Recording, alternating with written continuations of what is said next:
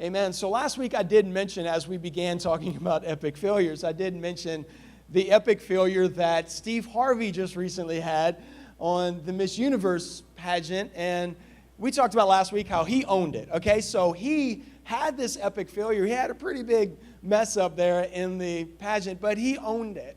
But what I noticed right away was that people jumped on judgment really quick. And I'm not sure if you are familiar with what memes are. Most people are. But I wanted to show you just how we responded as a culture to Steve Harvey's fail. So here's one of them. And then I said Columbia. So people immediately begin to clown him. Let's go to the next one. Next one. You had one job, Steve. You had one job. Let's go to the next one.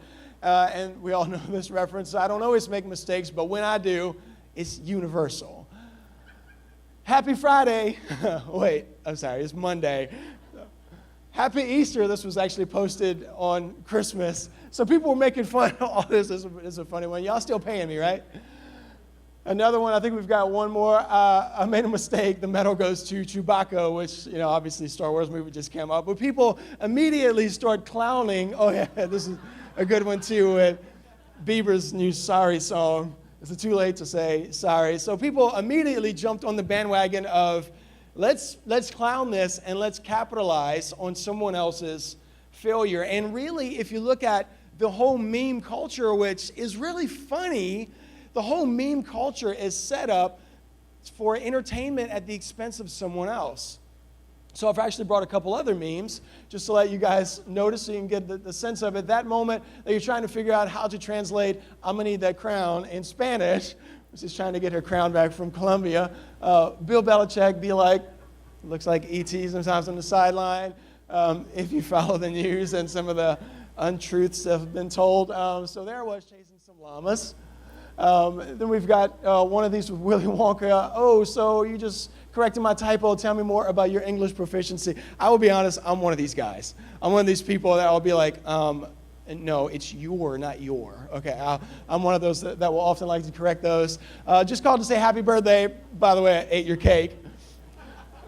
You mean to tell me your real name isn't Mom? So, some of these aren't necessarily making fun of people, but if you look at the meme culture and what memes have done to our society is it makes it really easy, and it shows that our entertainment value is that of if someone else has a failure, we can laugh at their expense. And I understand, look, we are all about making light of ourselves, and we don't take ourselves too seriously. We love to joke around here at Anchor, and we don't want to become a people that is easily offended or anything. But when you have entertainment and you love and you enjoy someone else's failure, there's a problem there. It's not the character of God anymore, and it's not a picture of the way that Jesus would respond anymore. I've actually matured in this a lot over the years. My spiritual gift has changed. My spiritual gift used to be insult, and I had the tendency to be able to think of an insult immediately. I'm in a crowd and somebody says something, but I know something else about them, and immediately I think of something that's going to humiliate them and downgrade them, and I used to just say it. And I was so proud. It was like, that was a good one, right? And it'd be like a girl crying. And, I didn't feel anything about it, didn't care. And so following the Lord has really begun to develop a filter from brain to mouth for me. And I've learned that's part of learning to be like Christ, is not to laugh at the expense of someone else and not to celebrate someone else's epic failure. It's something that I've had to grow in. So now if I'm in a situation like that, you might see me just smile and won't say much, but I'm still thinking it. So the thoughts have continued to stay there, but I've learned to apply a filter. And for us, we're going to have to learn, and we're going to have to tame that desire for entertainment at someone else's expense in our life. And, I think for us, one of the reasons that we like entertainment, or we don't have a problem with entertainment at someone else's failure, is because it's very easy to surround yourself with people who just fail more than you. I've heard it said before, you don't have to be faster than all. You don't have to be the fastest one if you're in the woods and a bear is chasing all of you and your friends. You don't have to be the fastest one. You just got to be faster than the slowest guy. And, if you look at life that way, we have a tendency to just allow ourselves to be surrounded with people who are, maybe they're not any better than us, maybe they're not challenging us to anything, but as long as I'm not as bad as this guy, as long as I don't have the same kind of failures as this guy, then I'm doing okay. And I just want us to know the standard is not someone else, the standard is Jesus. So we need to learn to surround ourselves with people who have wins so that it challenges us, but we love to surround ourselves and be entertained by failure. The whole reality TV culture is following families who have failures and are foolish, and we love that. We love to be entertained by that. We think it's hilarious that people can be that jacked up, that people can be that messed up. And I've tried to take a season and say, Lord, I like to laugh at these things too, but are you also entertained by this? Does this also, when you're watching a reality show on TV or you see all this being created, are you in heaven being, that's funny? Or does it grieve the heart of God? When there's sin and there's a failure in someone's life, does it grieve his heart? I think honestly, just watching the church and seeing what we've become about, not just the church, but all of us as a culture, we have forgotten what it's like to mourn for sinfulness, to feel lost, to feel grief whenever there's sin in our culture. And then actually in a couple weeks, I'm going to spend a whole sermon talking about whenever culture, when society fails. But today, I want us to understand that whenever other people fail, it is not time for us to step in and make light of that or make humor, but instead, we've got to learn to show mercy in that area. So I want to talk about 3 different things, 3 points today. Whenever people fail, 3 different responses to that. The first one, whenever people fail, number 1, remember your failures. Whenever people fail, you need to remember also your failures. Because it's very easy to look at somebody else's mistakes and say, wow, they really jacked up, and I would never do that, and look how messed up they are. But we so often and easily forget what we just went through. The moment of failure that we had. I had the responsibility of babysitting all this week. My wife and a few of the girls here at the church went to Texas on a girls' trip, and I was babysitting for 3 days. So one of the days, I'm trying to eat healthier. We go to the store and we end up buying this huge fruit tray. So that's going to be what we're going to snack on throughout the week. And, we ate a little bit out of it, and then I put it up in the refrigerator on the top shelf. But there wasn't a whole lot of room in there. There was a little, almost empty box of hummus and then an almost empty box of some pico de gallo left over. And I balanced this heavy fruit tray on top of these 2 things, and then I closed the door. And I'm like, surely, I'll be the next one to open it. Won't be a big deal. So I'm working on my computer, and my son is kind of in the dining room walking around, and then Brooklyn goes to get a snack, and she pulls open the door, and she yanks it open, and the fruit tray falls out on top of, on the floor, and it just busts open, and there's grapes and pineapple and cantaloupe and everything all over the floor in like a 10-foot radius. There's fruit juice everywhere, and my son immediately walks over and starts eating fruit off the ground. And I'm like, no, everybody stop. Stop what you're doing. And immediately I'm like, my thought, I don't know if you're like this too, but whenever there's a failure, my first thought is, who do I blame? Who gets the blame for this? And I look at Brooklyn and I'll say, Brooklyn, why did you do that? And she's like, I just opened the door. And I'm like, why did you open the door like that? And she's like, but it just came. I didn't have a, and I'm like, and immediately God was like, you put it up there. And do you remember that you trusted hummus and pico de gallo to hold up the fruit tray? So I'm like, immediately, I'm like, Brooklyn, why did you? And then I'm like, oh, I'm sorry, baby. I put it up there. She's like, it's okay, Daddy. She's got way more mercy than I do, but I start cleaning it all up, where we fix it all up. The floor is sticky for days until Brooke comes home, and I have to hurry up and mop it before she gets back. Because my goal was like, while she's gone, I was like, don't let the children die and leave the house fairly clean. That'll be a win. So I tried to do that. So, but this whole story, I'm like, in the moment, I'm like, I thought I'd be more mature than this because, man, God speaks to me so much quicker whenever I'm about to lose it on someone or I'm about to direct judgment on someone. And he spoke to me and he said, you did it. You left it up there. Don't forget that you put it up there. You've got to learn that whenever other people fail, you fail too. Don't forget it. Don't forget the failures that you also have. And the reason that we need to remember that is because if you never treat anyone else, or if you forget your need for mercy, you'll never give anyone else mercy. And the fact is, we have all needed mercy, and heaps of it, lots of it. So whenever people fail around you, you've got to remember you fail too. In Matthew 18, I want to look at a story that Jesus is telling. It is a parable, if you will, about mercy, about forgiveness. And this guy doesn't want to show mercy right after he is given mercy. In verse 23, let's pick up. It says, therefore, Jesus says, the kingdom of heaven can be compared to a king who desires to bring his accounts up to date with servants who had borrowed money from him. And in the process, one of his debtors was brought in who owed him millions of dollars. He couldn't pay. So his master ordered that he be sold along with his wife and his children and everything he owed to pay the debt. But the man fell down before his master and he begged him, please be patient with me. I will pay it all. Then his master, filled with pity for him, and he released him and forgave his debt. This is where we all are. We all have a massive debt of sin that we can never repay God, because Jesus paid the final price, the price that sets us all free from this debt. So we are in the same place as this man. So this master forgave his debt. And in verse 28, but when the man left the king, immediately, so this guy leaves right away after having this mercy on him, he went to his fellow servant who owed him a few $1,000. So let's do the math. Millions of dollars of debt and a few $1,000. This man goes after this guy. He grabbed him by the throat and demanded instant payment. His fellow servant fell down before him and begged for a little more time, just like he had finished begging. Be patient with me and I will pay it, he pleaded. But his creditor wouldn't wait. He had the man arrested and put in prison until the debt could be paid in full. And I look at the story and I think how guilty this guy, now we're going to look at the rest of the story in a second, but how guilty this guy is in our view. We look at this and we think, how dare you do that?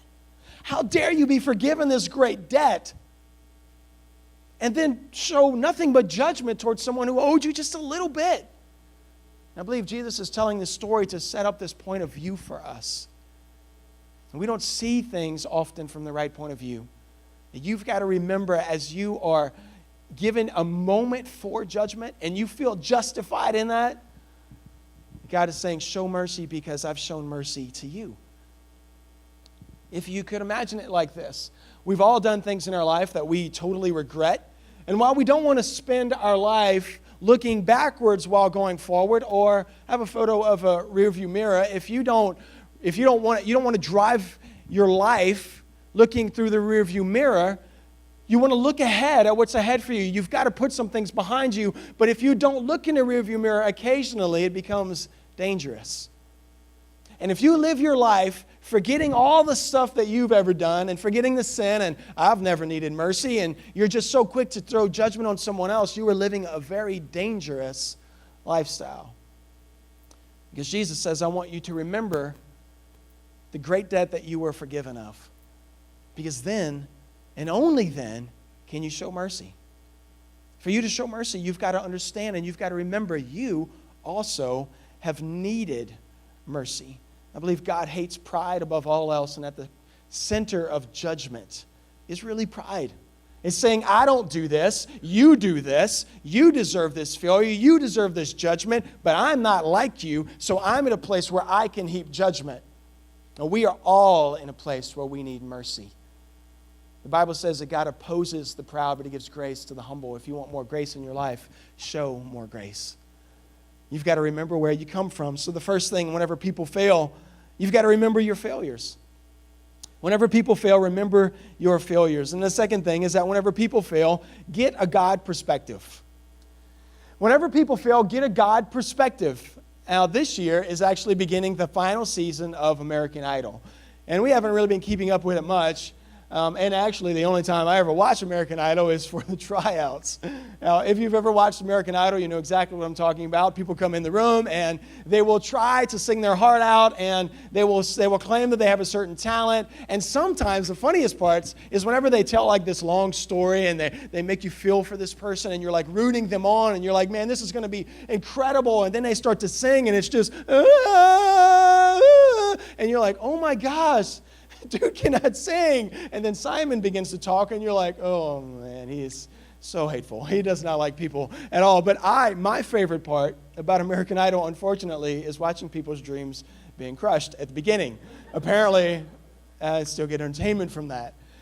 But as I watch that, and that just illustrates the point even further that we have entertainment from people's failures, but I notice in myself that I forget all the grace that God has showed me in allowing some of the dreams that I've had to come, to happen, to pass. And whenever I see other people's dreams, you say, man, that's just no way that person would ever deserve to have that platform or that stage or to be able to do that thing that they've always dreamed about. We often have to, in order to get to that place, you've got to forget the fact that God had grace on you. And the fact is that God shows you mercy so that you can show people who He is, so that you can show mercy as well. Whenever you get a God perspective on this issue of mercy, you begin to understand that the reason I'm given mercy, the reason I was showed mercy in the first place is because somebody else is going to need it. Somebody else is going to need mercy. And how were you showing mercy? Did Jesus show up in your living room? Did Jesus show up at your house and He said, hey, I forgive you and you've got a brand new start. Here you go. No, Jesus showed you mercy through another person. Somebody took time to spend with you, to pray with you, to believe in you, to help to lift you up after you had your failure. Jesus uses people to show mercy. That's why Jesus is telling this story, and He's asking us, I want to use you to show mercy. So not only do we not forget where we come from, but you've got to get a God perspective that the mercy that you received is an example of the mercy you're called to give. In Colossians 3, Paul writes this to this church, and he says in verse 12, he says, since God chose you to be holy, to be the holy people that He loves, you must clothe yourselves with tender mercy and kindness and humility, gentleness and patience. Make allowance. Somebody say allowance. Allowance. Make allowance for each other's faults and forgive anyone who offends you. Remember that the Lord forgave you. Don't forget. Remember, you were forgiven as well, so you must forgive others. So Paul is saying, hey, remember, guys, since God forgave you, you're called to do the same. Since God forgave you and since God showed you mercy, here's the fruit that your life should bear. Here is how people will know that same mercy that you experienced yourself. I love how he uses the word allowance. The best way I can illustrate this is he's basically saying, be prepared for failure. Be prepared that the people that you put on a pedestal, that the people you love, that the people you expect much of can slip, can fall, can have a failure. Whenever I was 12 years old, I got to go deep sea fishing, and it was a really cool experience for me, but I'm like skinny as a rail.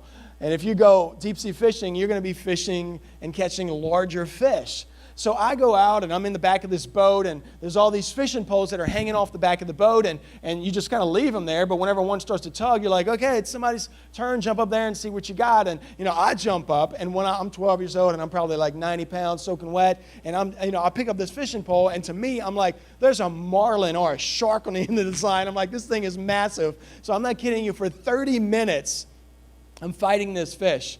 And I finally get this fish up, and it's like a 35-pound yellowfin tuna, so it's a nice fish, but it's not at all what I expected. But one of the things I learned about the experience was that in order to bring in the big fish, you've got to let out some slack. You've got to let out a little bit of slack. You've got to let it tire itself out. You got to, bring it in, fight a little bit, but then let it go back out. Let it wear itself out so that you don't wear yourself out too much. And I believe that there's some people in your life that you would consider a big fish. They would never come to Jesus. There's no way that their person would never respond to the love of God. I believe that mercy and forgiveness, it gives, whenever you give people not slack to let them continue to sin, but whenever you show mercy, it's like making an allowance and say, you know what, I'm going to believe in this person. I'm going to continue to pray for this person no matter what. Forgiveness brings in the fish that you would never expect. The Bible says that the forgiveness of God, don't you realize that the kindness of God is intended to bring people to Him? It's intended to attract people. So our kindness, our mercy, the way that we forgive, the way that we love people is intended to bring people in. And we've got to learn to do that. I believe that forgiveness speaks way louder than law.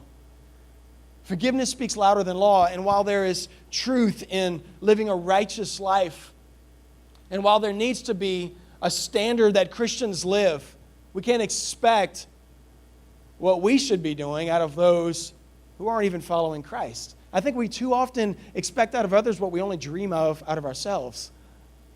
And we've got to learn to show mercy and say, I'm going to continue to pray. I'm going to continue to believe in you, for you. Matthew 18 says this. Peter comes to Jesus and he asks him about forgiveness. And he says, Lord, how often should I forgive someone who sins against me? Against me. This is his perspective here. People sin against me. I've been done wrong instead of being God that's been sinned against. He says, how often should I forgive those who sin against me? 7 times? Jesus says, no, not 7 times, but 70 times 7. So I'll look at this verse and I've always thought, so is Jesus saying to them that our limit for forgiveness is 490 times? Is that it? Actually, Hillary Clinton is stated as saying, the Bible says that we should forgive 70 times 7, but I just want everybody to know that I'm keeping count. And I think that we have a tendency to think, what is the limit? Like Peter says, what is the limit to my forgiveness? When is it that I don't have to forgive anymore? Because, man, this sure cost me a lot. This sure cost me to give someone a second chance. And, God, you don't understand how much they've failed, and they failed me and my family, and how much should I forgive them? And Jesus says, not even 490 times. Like, these are fishermen that Jesus is talking to. They weren't too sharp on math. So when Jesus says 70 times 7, he's not giving them a number. He's saying, no, multiply it to infinity. Because I don't believe there should be a limit on forgiveness. Now, forgiveness is different than forgetfulness. When someone hurts you, you may have to distance yourself from that person. When a relationship or something is dangerous, you're going to have to distance yourself. But there's never a limit to our forgiveness. Because forgiveness brings big fish in. We've got to learn that our mission, our calling as Christians, our new perspective should be that mercy is intended to bring people to Jesus. We've got to learn to be people of mercy. We've got to go overboard with forgiveness, no matter how crazy it may seem to you. I build furniture for our home. I love doing it. It's a hobby of mine, but if you've ever helped me to move, you know that my furniture is very heavy. It's like thick blocks of wood, and my friends all hate it whenever I move.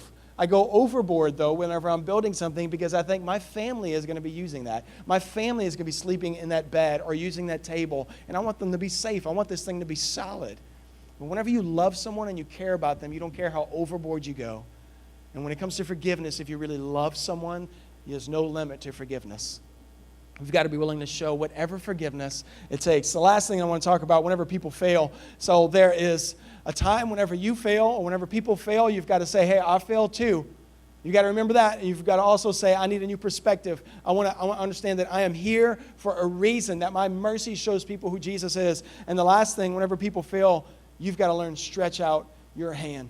When someone else fails and they have a moment of failure in their life, not only do you talk about mercy, but you show mercy by reaching them where they are. I don't know about you, but I have a difficult time when I'm driving on the road.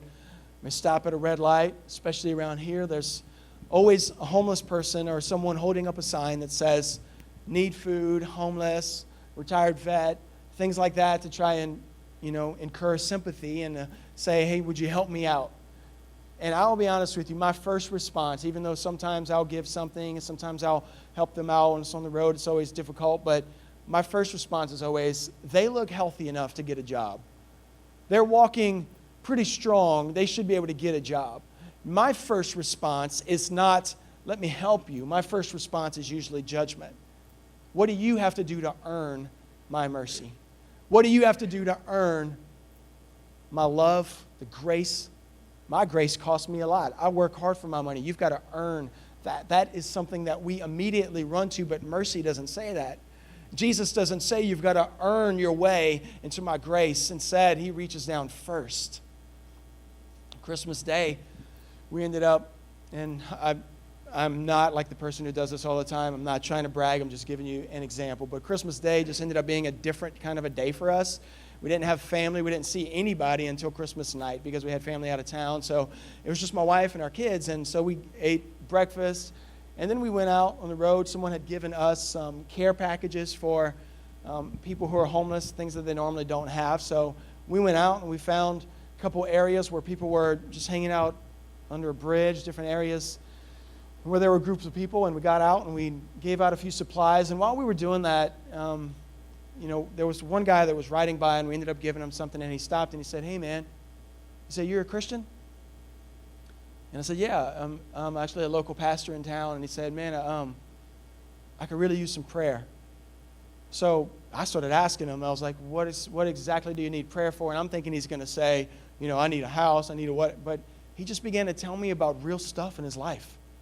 And in that moment, I realized, this is not just an object or a statistic or someone that I can easily pass a blanket judgment on, but this is a guy with a life.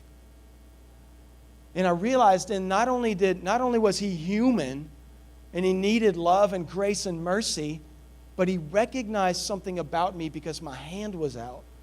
And the way that I did it, he called out the Christian in me. He realized that I was a Christian, not because I talked about mercy from far away or celebrated, Jesus on Christmas from far away, but because I was in his grill and I was doing something. And I'm not saying this to pass any condemnation on anybody. I don't do this every day. This is abnormal for me. But it challenged me to remember always that people recognize Jesus when there's a hand reaching. And I believe that whenever we look at Jesus, there's a reason that Jesus went to the cross and he had nails in his hands and he had nails in his feet. And I think he was illustrating for us that whenever he calls us to crucify ourselves, to lay down our life for Jesus, that he is saying, I want control of your hands. I want control of your feet. I want to take you someplace that you may not be comfortable. I want you to reach in places that you may not be comfortable. You've got to crucify those areas in your life. Say, I want my life to be one that looks like Jesus instead of looks like myself. I want always for people to be able to look at me, and I want people to say, are you a Christian? Why in the world would you act like that? Why in the world would you show mercy like this? The Bible says in Matthew 18, if we look at the story that we looked at about the debtor, verse 31, it says that when some of the other servants saw this, they were very upset. They saw this guy who wasn't willing to forgive after he had just been shown mercy. And they went to the king and they told him everything that happened. And the king called the man in that he had forgiven and said, "You evil servant, I forgave you that tremendous debt because you pleaded with me. Shouldn't you have mercy on your fellow servant just as I had mercy on you?" Then the angry king sent the man to prison to be tortured until he had paid his entire debt. And that's what my heavenly Father will do to you if you refuse to forgive your brothers and sisters from your heart. Now, that is not one of the easier or more fun verses to read in the Bible. That verse is hard. But have you ever asked yourself, is there anything that I'm doing that is angering God? Is angering the heart of God, that annoys Jesus? I think if there's ever a clear picture of what Jesus hates, is this: those who have been shown mercy but refuse to give it.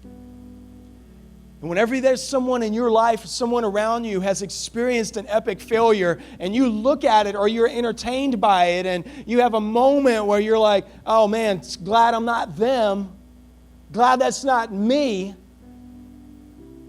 Truth is, that is you. That was you. We have a tendency to put sins on different levels and to measure things, but God says, all of this separates you from me. Everything is an even playing field of sin debt. And I came in and forgave yours. Why? So that you would learn to show mercy to others. As Jesus began the church, but he left it in our hands. So what Jesus began continues with us. What Jesus did should be what we do. The heart of Jesus for mercy and forgiveness should be our heart. Who do you have to forgive today? Who do you have to show mercy to today? Who do you have to stop giving the cold shoulder to, the cold look to? Doesn't matter what they've done to you. You have no right to show judgment. We're not God. Our position and our job as believers, as representatives of Jesus, is to show mercy. That's what we're called to today.